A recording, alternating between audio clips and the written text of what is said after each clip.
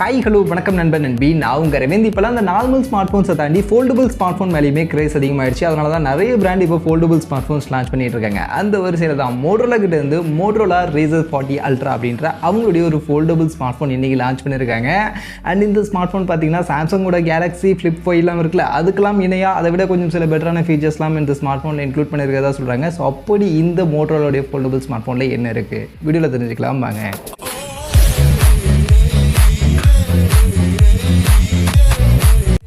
So first of all Motorola launch பண்ணிருக்கக்கூடிய இந்த Motorola Razr 40 ultra இந்த ஸ்மார்ட் ஃபோன் பார்த்தீங்கன்னா ஒரு ஃப்ளிப் டைப்க்கான ஒரு ஃபோல்டபுள் ஸ்மார்ட் ஃபோன் தான். அண்ட் ஃப்ளிப் டைப்பான ஃபோன் அப்படின்னும் போது காம்பாக்ட்னஸ் தான் ஃபஸ்ட்டு எல்லாரும் பார்ப்பீங்க. ஸோ அந்த வகையில் இந்த ஸ்மார்ட் ஃபோன் செம்ம காம்பாக்டாக கொடுத்துருக்காங்க. ஆக்சுவலி இந்த ஸ்மார்ட் ஃபோனுடைய திக்னஸ் பார்த்தீங்கன்னா 6.99 mm திக்னஸ் தான் நார்மலாக இருக்கும்போது இருக்குது. அதுவே அந்த மொபைலை போல் பண்ணோம் அப்படின்னா 15.1 mm திக்னஸ் வரதா சொல்கிறாங்க. அண்ட் வெயிட்டுமே 188 கிராம்ஸ்க்கான வெயிட் தான் இந்த ஸ்மார்ட் ஃபோனுடைய வெயிட்டாக இருக்குது. ஸோ அந்த வகையில் செம்ம ஹேண்டியாக செம்ம காம்பாக்டாக செம்ம பாக்கெட் ஃப்ரெண்ட்லியான ஒரு ஸ்மார்ட் ஃபோனாக கண்டிப்பாக இந்த ஸ்மார்ட் ஃபோன் லான்ச் பண்ணியிருக்காங்க.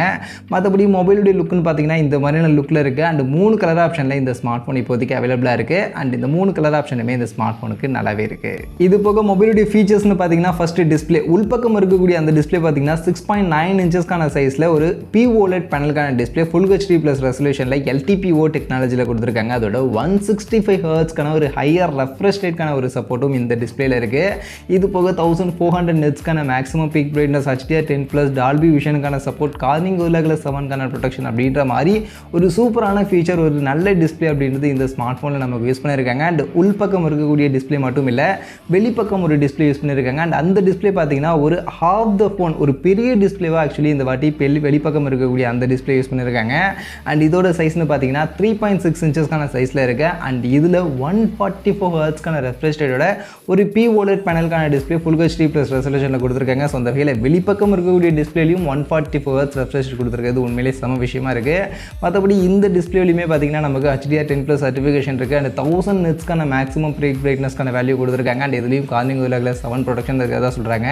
ஸோ அந்த வகையில் உள்பக்கம் இருக்கக்கூடிய அந்த மெயின் டிஸ்பிளே மட்டும் இல்லாமல் வெளிப்பக்கம் இருக்கக்கூடிய இந்த ஒரு குட்டி டிஸ்பிளே ஆக்சுவலி இது குட்டி டிஸ்பிளேல ஒரு பெரிய டிஸ்பிளே ஹாஃப் த ஃபோன் சைஸில் இந்த ஒரு டிஸ்பிளே இருக்குது.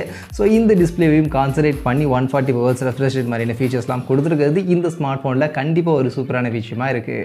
அடுத்து பேட்டரி கெப்பாசிட்டி அண்ட் ஃபாஸ்ட் சார்ஜிங்னு பார்த்தோம்னா யூஸ்வலாக இந்த மாதிரியான ஃப்ளிப் ஸ்மார்ட் ஃபோனில் நமக்கு பேட்டரி கெப்பாசிட்டிலாம் கொஞ்சம் கம்மியாக தான் இருக்கும். அந்த மாதிரி தான் இந்த ஸ்மார்ட் ஃபோன்லையும் 5700 mAhக்கான பேட்டரி கெப்பாசிட்டி கொடுத்துருக்காங்க. அண்ட் அதை சார்ஜ் பண்ண 33 வாட்ஸ்க்கான வயர்டு ஃபாஸ்ட் சார்ஜிங்கான சப்போர்ட் கொடுத்துருக்காங்க. இது போக வயர்லெஸ் ஃபாஸ்ட் சார்ஜிங்கான சப்போர்ட்டும் இருக்குது. 5 வாட்ஸ்க்கான ஒரு வயர்லெஸ் ஃபாஸ்ட் சார்ஜிங்கான சப்போர்ட் கொடுத்துருக்காங்க. எதுக்கு கொடுத்துருக்காங்கன்னு தெரியல, ஒரு 5 வாட்ஸ்க்கான வயர்லெஸ் சார்ஜிங் சப்போர்ட் இருக்கணும் அப்படின்ற பேரில் இருக்குது. மற்றபடி பேட்டரி கெப்பாசிட்டி யூஸ்வலாக இந்த செக்மெண்ட்டில் இந்த மாதிரியான ஃப்ளிப் ஸ்மார்ட் ஃபோன்லாம் கொஞ்சம் கம்மியாக தான் இருக்கும். அதே மாதிரி இந்த ஸ்மார்ட் ஃபோன்லையும் கொஞ்சம் கம்மியாக தான் நமக்கு பேட்டரி கெப்பாசிட்டி இருக்குது. அடுத்து மொபைலுடைய பர்ஃபார்மன்ஸ் அப்படின்னு பார்த்தோம்னா இங்கே ஸ்னாப்ட்ராகனோட 8+ Gen 1 அப்படின்ற இந்த ஒரு ப்ராசஸரை தான் யூஸ் பண்ணியிருக்காங்க. யூஸ்வலாக ஃப்ளிப் ஸ்மார்ட் ஃபோன் அப்படின்னும் போது ஹையர் செக்மெண்ட் ஹையர் ப்ராசஸர் அந்த ஸ்னாப்ட்ராகன் 8+ Gen 2 யூஸ் பண்ணியிருக்கலாம். பட் இந்த ஸ்மார்ட் ஃபோன் கொஞ்சம் பட்ஜெட் ஃப்ரெண்ட்லியாக கொஞ்சம் எடுத்துகிட்டு வரணும் அப்படின்றத கான்சன்ட்ரேட் பண்ணி மேபி இங்கே இந்த ப்ராசஸர் யூஸ் பண்ணியிருக்காங்கன்னு தெரியல.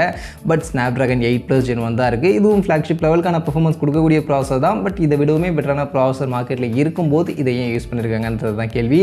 மற்றபடி LPDDR5க்கான RAM டைப் UFS 3.1க்கான ஸ்டோரேஜ் மாதிரியான விஷயங்கள் எல்லாமே இந்த ஸ்மார்ட் ஃபோனில் இருக்குது. பர்ஃபார்மன்ஸ் கண்டிப்பாக ஒரு நல்ல பர்ஃபார்மன்ஸ் கொடுக்கும். இது போக ஃப்ளிப் ஸ்மார்ட் ஃபோனில் யூஸ்வலாக மல்டி டாஸ்கிங்காக தான் நம்ம எல்லாருமே வாங்குவோம் இந்த ஃபோல்டபுள் ஸ்மார்ட் ஃபோன்லாம். அதுக்கேற்ற மாதிரியான நிறைய மல்டி டாஸ்கிங் ஃபீச்சர்ஸும் இந்த ஸ்மார்ட் ஃபோனில் கொடுத்துருக்காங்க. அதே மாதிரி மொபைலுடைய கேமரா அப்படின்னு பார்த்தோம்னா பின்பக்கம் 2 கேமரா இருக்குது. 12 மெகாபிக்சலுக்கான பிரைமரி ஆப்டிக்கல் இமேஜ் ஸ்டெபிலைசேஷனுக்கான சப்போர்ட்டோட IMX 500 சீரிஸ்க்கான ஒரு சென்சார் அப்படின்றது யூஸ் பண்ணியிருக்காங்க. இது போக இன்னொரு 12 மெகாபிக்சலுக்கான அல்ட்ரா வைட் ஆங்கிள் சென்சார் இருக்குது. அண்ட் முன்பக்கம் செல்ஃபி கேமரான்னு பார்த்தோம்னா 32 மெகாபிக்சலுக்கான ஒரு செல்ஃபி கேமரா அப்படின்றது இந்த ஸ்மார்ட் ஃபோனில் யூஸ் பண்ணியிருக்காங்க.